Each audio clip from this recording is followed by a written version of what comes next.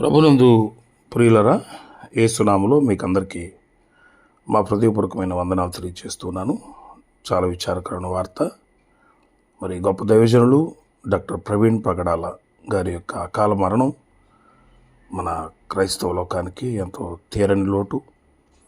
మరి ఇలాంటి దుఃఖ సమయంలో దేవుడు వారిని, వారి కుటుంబాన్ని ఆదరించాలని, ధైర్యపరచాలని మనం ప్రార్థన చేద్దాం. అంతేకాదు, మరి ప్రవీణ్ గారు మరణించిన విధానాన్ని గురించి చాలా సందేహాలు ఉన్నాయి.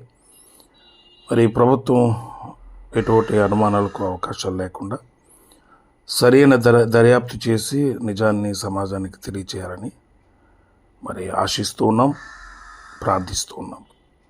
మరి అంతేకాదు, దైవజనులుగా మనందరం కూడా వారి కుటుంబం కొరకు మరి ప్రార్థించవలసిందిగా మనం చేస్తూ ఉన్నాను.